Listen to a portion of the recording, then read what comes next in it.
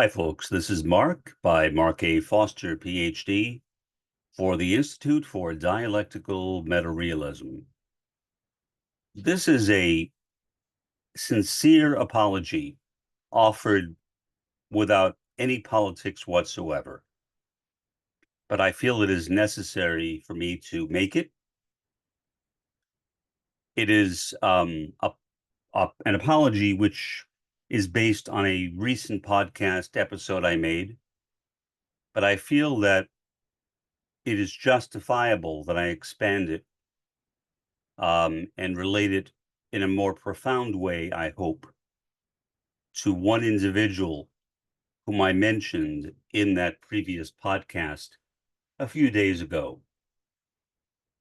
This apology is offered to President Joseph Biden. I have criticized him too much. I certainly thought it was justified. I criticized him for sending money and weapons to Israel.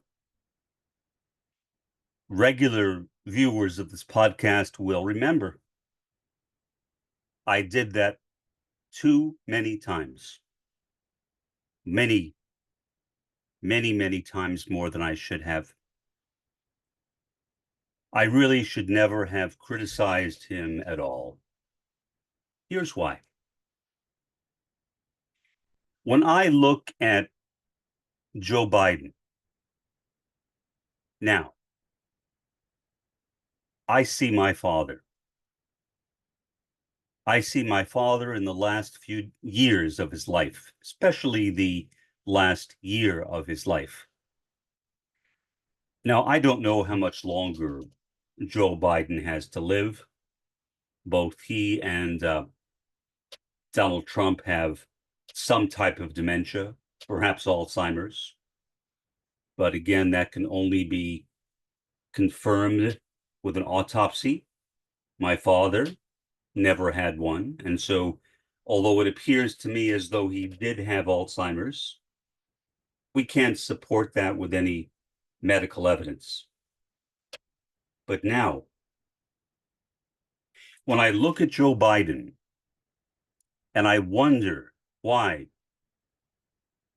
he kept on saying over and over again, I am a Zionist, and why, despite the damage it was doing not only to his political party, but his own political career, that he was sending money and weapons to Israel, even while Bibi Netanyahu was criticizing him, even attacking him.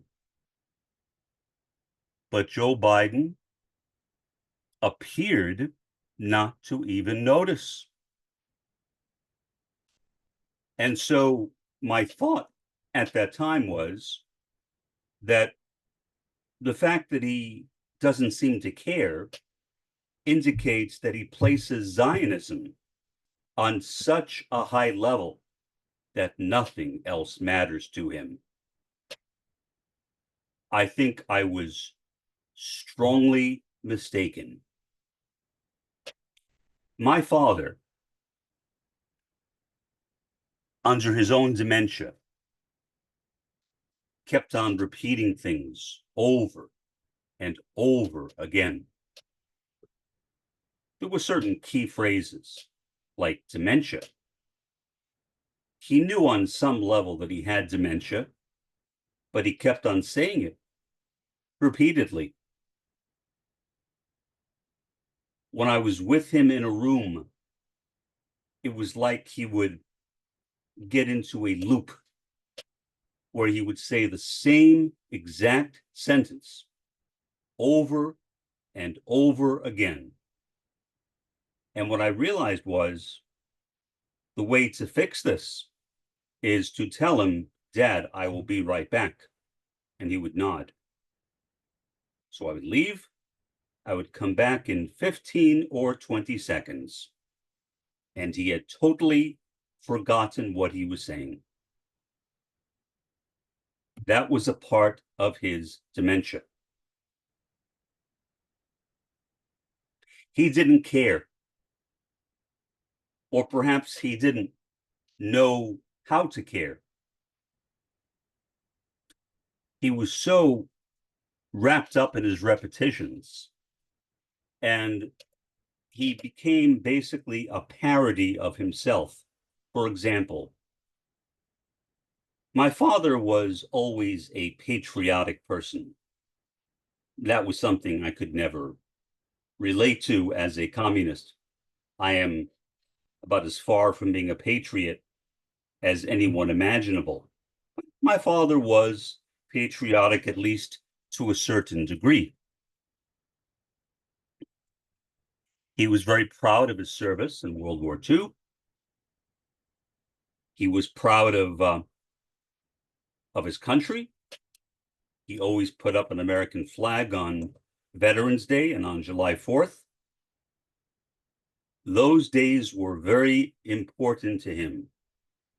To me, they weren't. I could care less.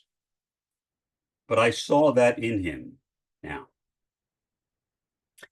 When his dementia started to develop, and nobody really knew that he had dementia at that point. My father said to me and to my sister at one point that he misplaced his hearing aids. My sister thought he was making it up. And I said, why would he make that up? And she didn't know, but she insisted that he was making it up. And I said, Amy, he is not making it up. She looked at me. And I think that was the first time that we both recognized that something was wrong.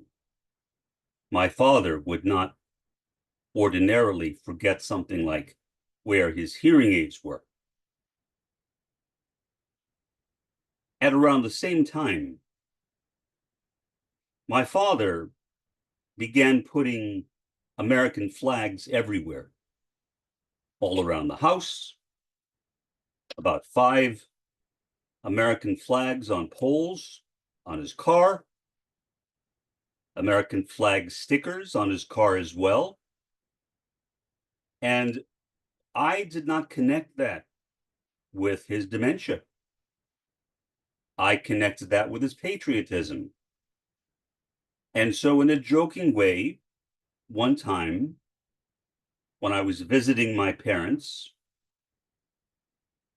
my father was driving up into the driveway, and I stood there at attention, saluting his car. I saluted his car, thinking I was being funny. My father, it appeared to me, did not understand, did not know how to respond to what I had just done. It made no sense to him. My father had become a parody of what he had been for as long as I knew him, a strong patriot, but now a strong patriot with a failing memory, who would repeat the same things over and over and over again. Just like Joe Biden. Just like Joe Biden. I am a Zionist. I will give money to Israel. My party be damned. My career be damned. Now, of course, he never actually said that, as far as I know, but it appeared that way to me. And I never, before the last few days, began connecting the dots, so to speak, and recognizing that what Biden was manifesting, I guess you could call it patriotism in a sense, because that was his grounding. That's where he comes from. He is a very patriotic man. He is a very pro-Israel man and has been throughout his career.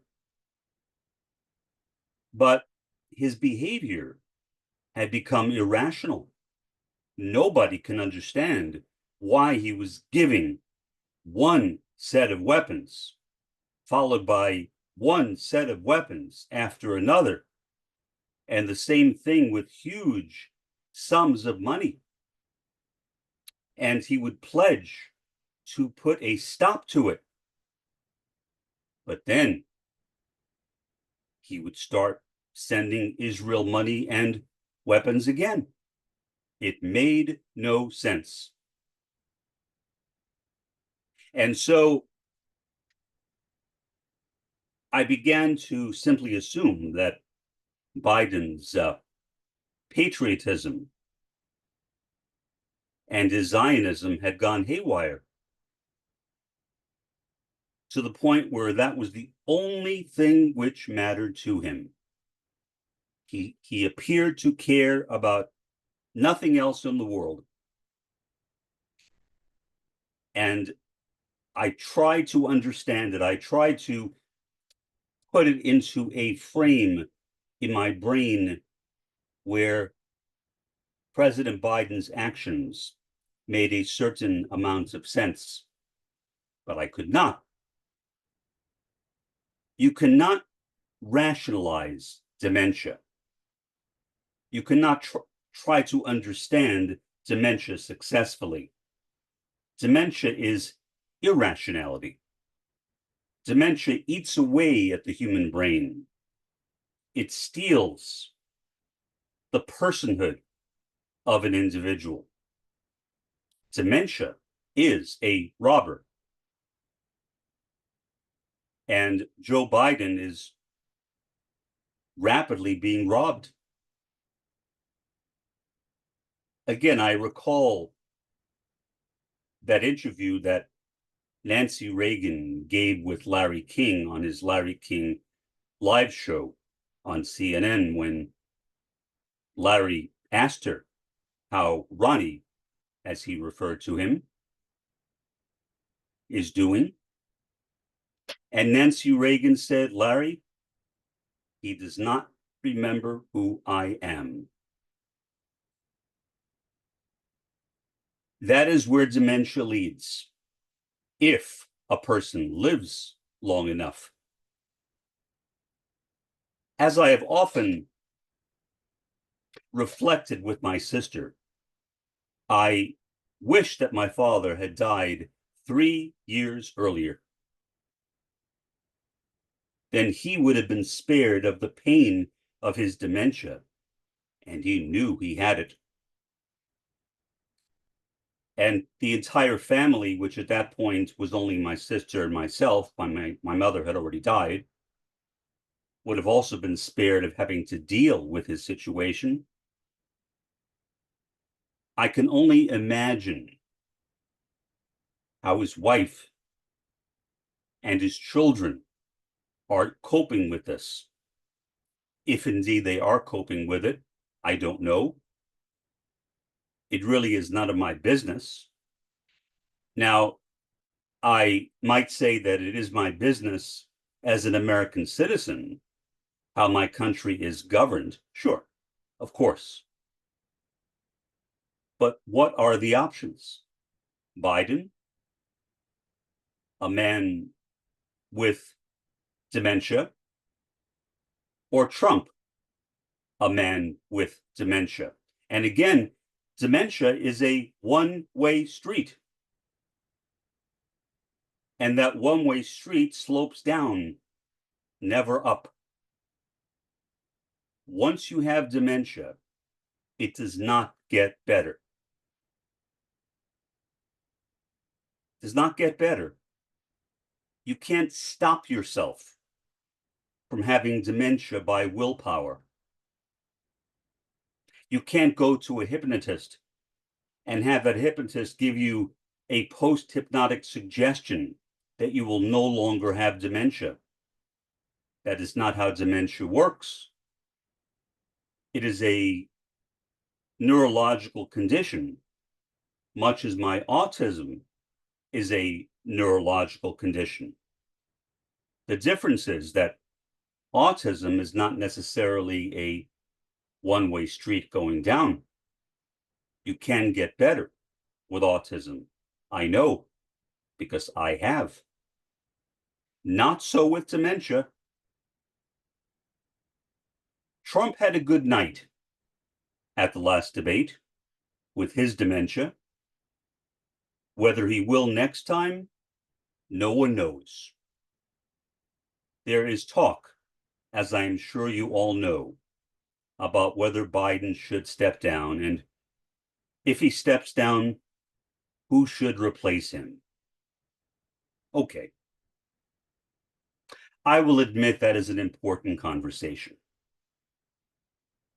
The most practical replacement would be Kamala Harris, since she is the only person eligible to take the campaign funds that were raised. Anybody else who might be brought in would not be eligible to use that money. So there you have it. I have put in a little bit of political consideration into this against my wishes. I should say against my better wishes. But I don't want that to overshadow the reason I am making this episode, and that is to genuinely apologize to Joe Biden. And again, my apology is not a political apology. I have not suddenly become a Bidenite, if that's the correct term. I do not agree with Biden's positions on most things. I never have. So nothing has changed in that regard. My apology is entirely personal, based upon something that I consider to have been a wrongdoing on my part. Not an intentional wrongdoing. I mean, I never considered the possibility that Joe Biden's behavior regarding Israel in particular was due to his dementia until recently. So I had no malice in what I was saying. I was concerned about the Palestinians in Gaza.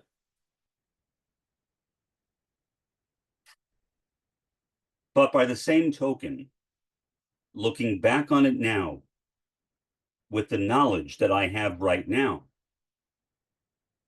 I can only say that I deeply regret anything that I have said. Now, I'm almost positive that nobody in the Biden family has ever heard of me, that anyone in that family has watched my podcast. I think that is a pretty sure bet. I am not a big player in the podcasting world. I am small fries. So why would anyone take me seriously? I think that is true. But that does not free me from the responsibility of taking account for what I did, for my own wrongdoing, however inadvertent, unintentional it might have been, and it was inadvertent and unintentional.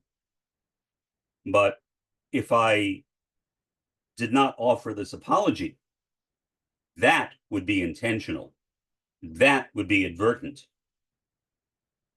Then I would definitely have something to be totally blameworthy for. And so, although I am not doing this to free myself of blame, that's not my reason for it at all. I hope that it does. I hope that anybody who likes Joe Biden, for example, will not hold what I said against me, will recognize that I am not aligning myself with his position. So my statements have nothing to do with my liking or disliking of his politics. Nothing has changed in that regard. I have never liked Joe Biden's politics. But by the same token, that does not excuse me from making the statements that I did. And as I look back upon them now, I see them as cruel. I should never have opened my big mouth. Simply said, I should have kept my trap shut. The old saying, if you have nothing good to say, keep quiet. Do I think that is always true? No. If I felt that way, I would not be a podcaster. So obviously, I feel that there is a value in pointing out injustice and condemning it. But when condemning injustice, one always needs to take care that one is not committing an injustice oneself. And although I can say with complete honesty that I never intended to commit an injustice toward Joe Biden or his family, I recognize that I did nonetheless. And again, with a full heart, I am sorry. I am deeply and profoundly sorry for what I said. And I wish Joe Biden happiness and peace in these days of inner torment I am sure that he and his family are undergoing right now. For the time being, this has been Mark by Mark A. Foster, Ph.D., for the Institute for Dialectical Meta-Realism. Have a pleasant day and an even better day tomorrow.